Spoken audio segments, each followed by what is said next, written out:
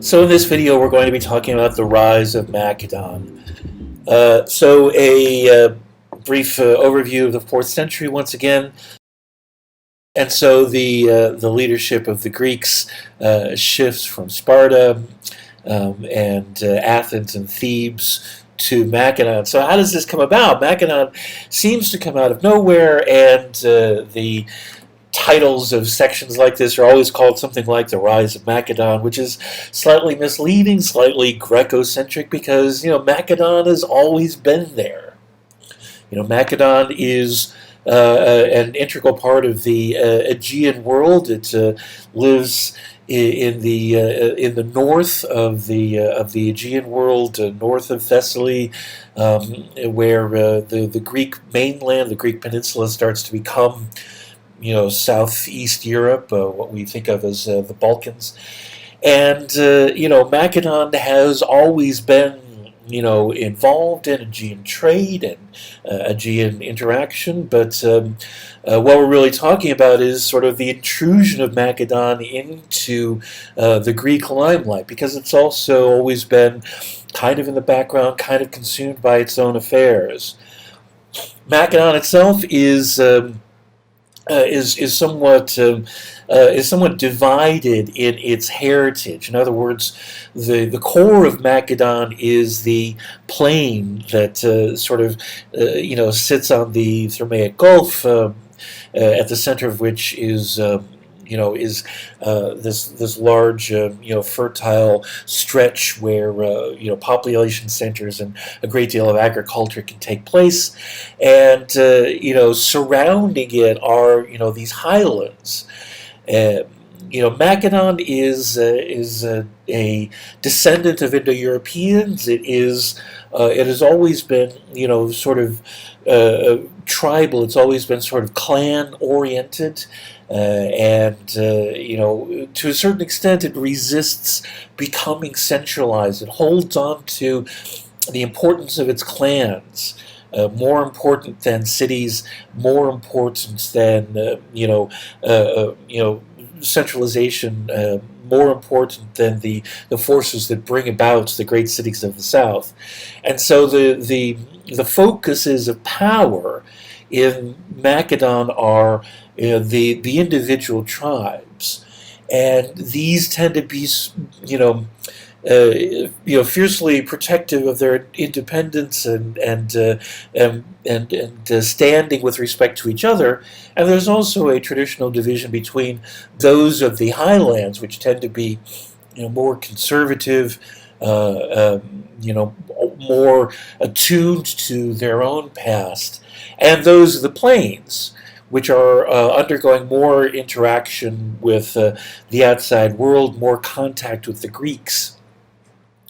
And so, these internal divisions have always helped to keep Macedon from becoming terribly strong.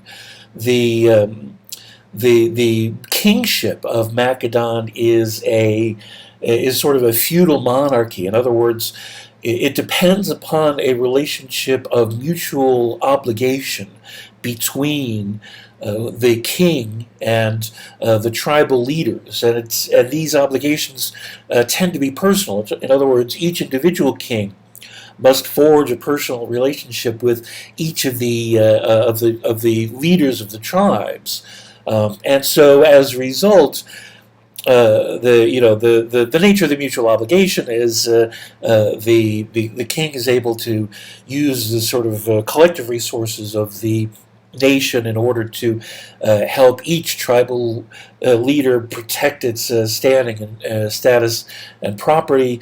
In return, each noble supports the king in his efforts on behalf of the nation. So it's in the interests of the nobles to have a weak king, because a strong king is in a position to interfere with, impinge upon the ability of each noble to do as he wishes within his own fiefdom, within his own tribal lands. And so the nature of this division has kept Macedon from being strong enough to be confident in its position with respect to its usually hostile neighbors, the Illyrians to the north, the Thracians to the east, and Thessaly to the south.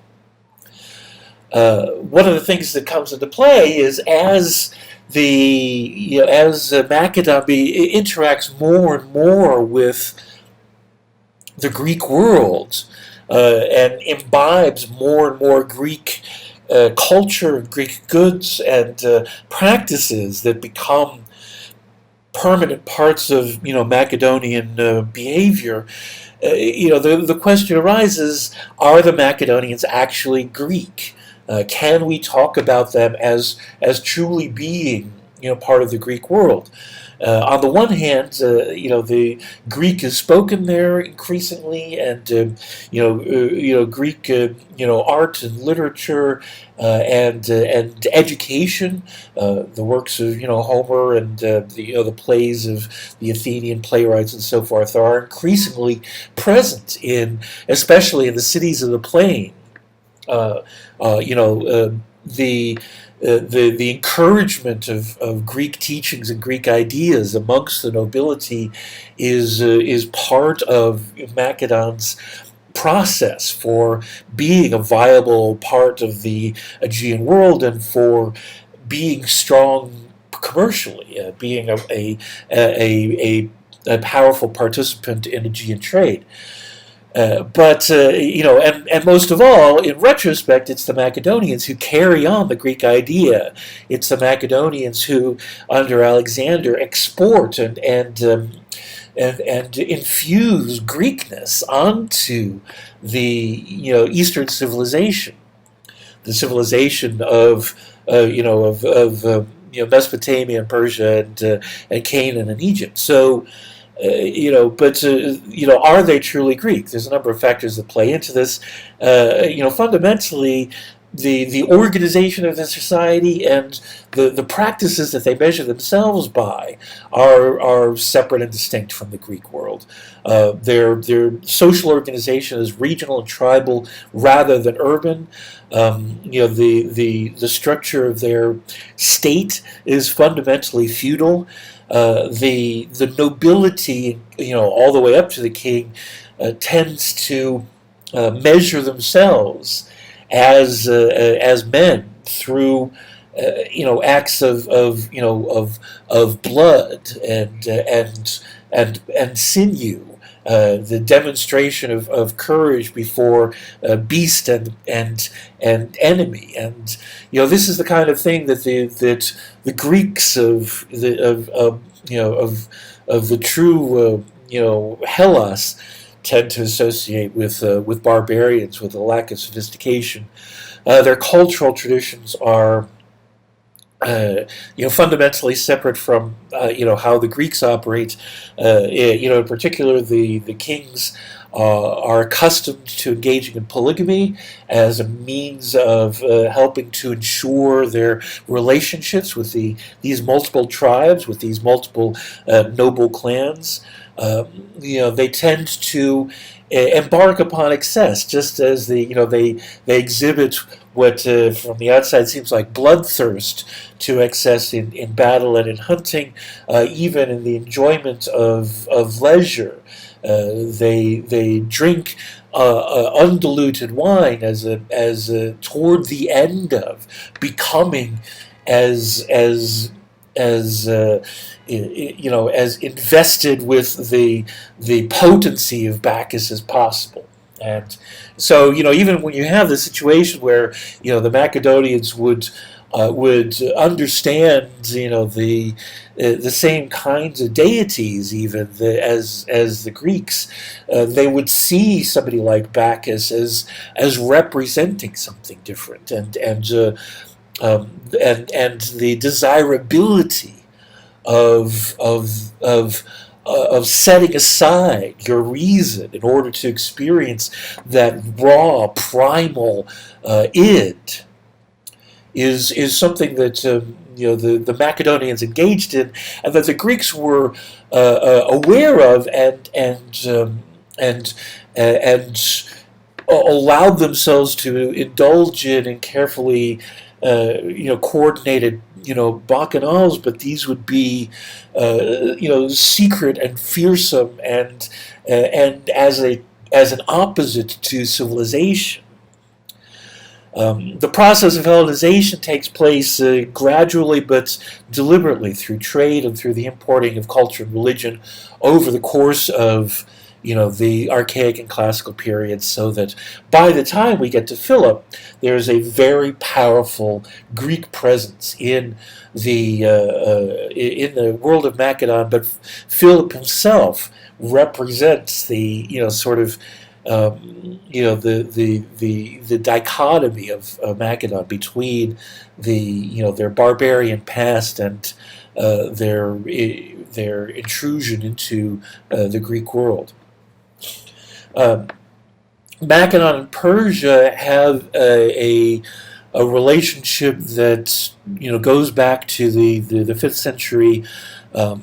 The kings of Macedon agreed to ally themselves with Persia. This is cemented by a marriage bond, and this allows Macedon to be protected by their Persian overlords, so that they are free to consolidate their own strength, not have to worry about their Illyrian and Thracian enemies for a while, and as a result, Macedon becomes stronger than it had ever been, despite its the divisions inherent in its political structure.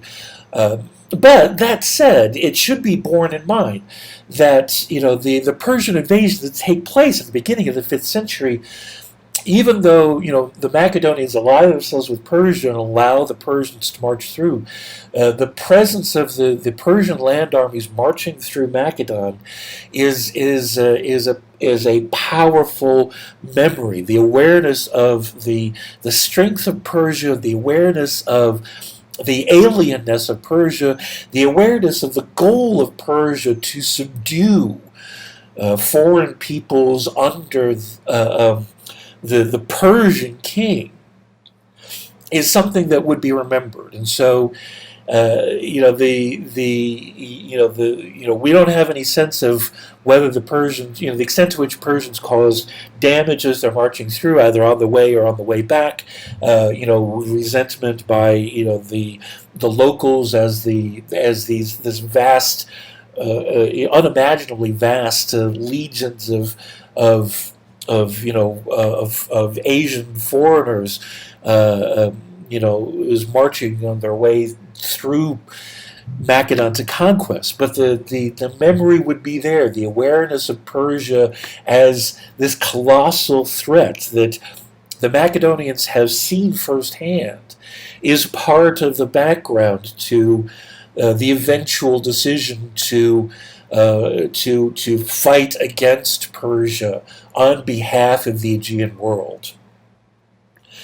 With the Persian alliance of the 5th century, Macedon is able to begin to expand, to not be, to firm up their frontiers at the very least, so that they are no longer constantly subjected to raids and intrusions by the hostile tribes on the outside. This gives Macedon breathing room to get through their own affairs. It allows Macedon to accumulate enough wealth and standing that it can consciously patronize the arts, consciously build themselves up as a member of the Aegean community. And so a new capital is built at Pella, which is the architecture is Greek. The speakers and the plays performed there are Greek. The teaching is in Greek. The performance of Homer and so forth and so on, as a deliberate effort to to elevate Macedon, not just in the eyes of the Greeks to the south, although this is very important for trade, so that the Greeks don't look down on the Macedonians as much as they might, any other group of random drunken horsemen, that occupy, so much of the territory of Europe. But also because, living in proximity to Greece, you are aware that the Greeks are more developed in culture and in wealth and sophistication. That the model of civilization is the Greek polis, and so the process of Hellenization is a deliberate movement to engineer an evolution to bring about a generation that is more civilized, more advanced, more successful. This is controversial within Macedon and encounters a great deal of resistance, especially among the tribes of the highlands that cling to Macedonian traditions. And so the headway made here is complicated and not necessarily universal. You see it most of all in Pella, where it's consciously invoked by the kings in particular and the nobles at his court, while such embracing of the effete courtesans to the south would be looked down upon by the leaders of the nobility outside of Pella. And the instability as a result of these conflicts and as a result of the tribal problems, the tribal rivalries, leads to a period of chaos at the beginning of the 4th century, complicated by a resurgence of incursions by the hostile neighbors that see a moment of opportunity. And so the 4 decades at the beginning of the 4th century create a time of great crisis for Macedon that is resolved by Philip. And so Philip is able to come along in 359, comes to the throne, and begins this process of saving Macedon through the potency of his own personality. Philip is every inch a Macedonian king. He is hard drinking. He is horse loving. His relationships with the nobles are deeply personal. So that the bonds of loyalty that form to him are out of very diligently pursued bonds of friendship between Philip as a man and individual tribal lords, and through his through the force of his personality, he's able to bring Macedon together enough that he is able to throw off the incursions of the foreigners and start to rebuild a period of strength for Macedon. And as a result of this, he gains more and more prestige and loyalty. He becomes the savior of everything Macedon, and he embodies all of the elements of Macedon. He is very much a child of the traditional idea of a Macedonian ruler, and yet he is absolutely dedicated to the embracing of Hellenization, to the point where he famously makes Aristotle the tutor of his son Alexander, and invests in the further creation of a the further creation of a Greek capital, a Hellenized capital of Pella, and the patronage of all kinds of Greek, not just artists and philosophers, but but artisans and skilled laborers and engineers who are sort of literally building a stronger Macedon. Um, what makes Philip able to constantly expand upon his success and make Macedon stronger and stronger and expand further and further, so that so that he is so that he invites fiercer and fiercer loyalty on behalf of all of the nobles who benefit from a bigger and stronger Macedon, regardless of whatever they think about the Hellenization or anything else.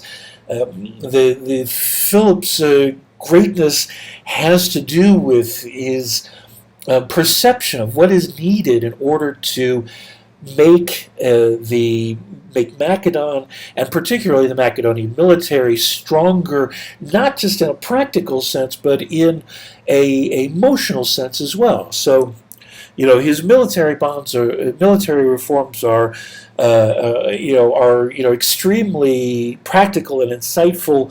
He everybody who's ever fought a war knows that the war is not simply decided on a battlefield in which one army smashes against another. There are all sorts of other factors involved, but it's Philip who institutionalizes these things.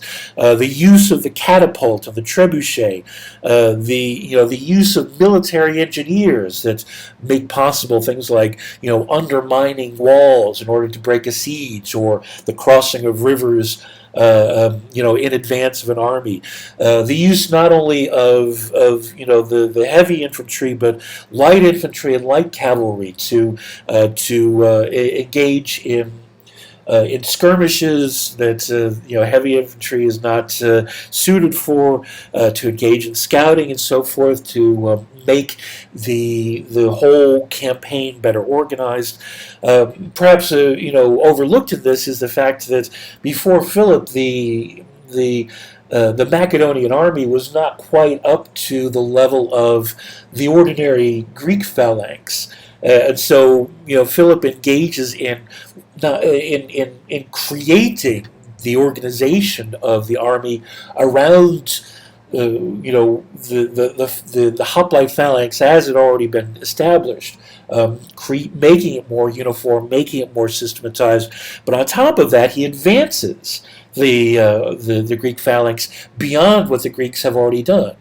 The most visible sign of this is the use of the sarissa, the 14 to 18 foot pike that is used by the Macedonian phalanx to engage the enemy before the rounded shields of the phalanx can even come into play.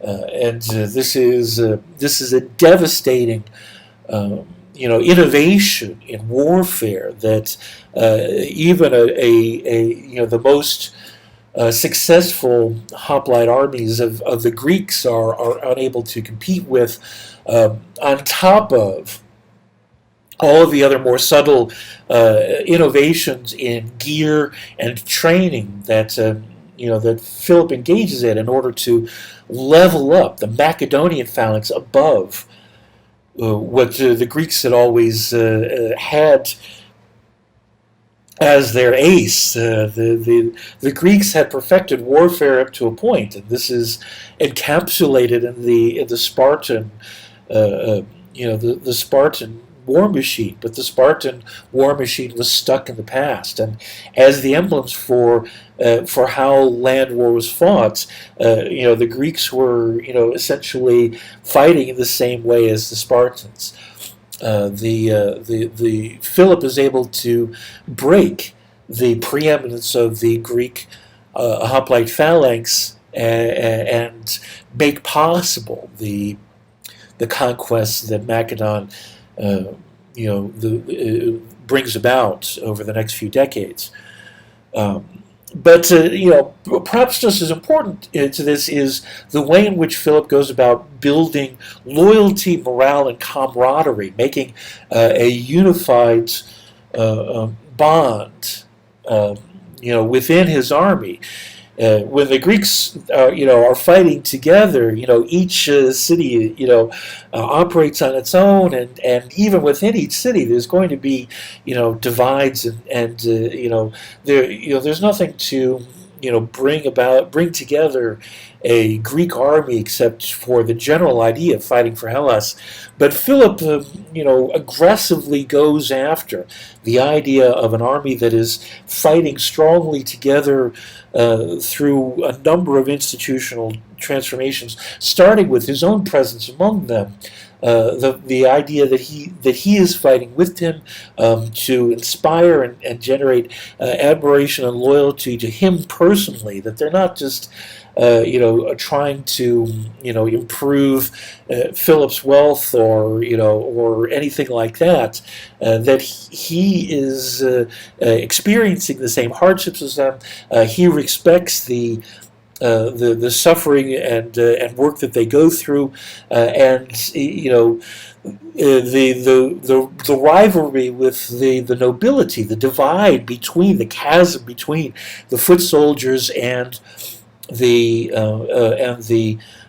noble cavalry had always been sort of exacerbated, emphasized by the way in which the cavalry were named the companions, and making it seem like these are the only ones that truly fight with the king.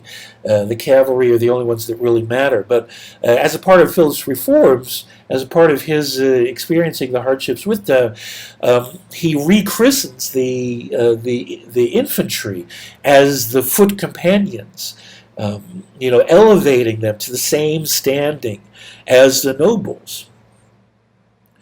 While at the same time he is working with the nobles to ensure that he has a stronger, deeper connection with them.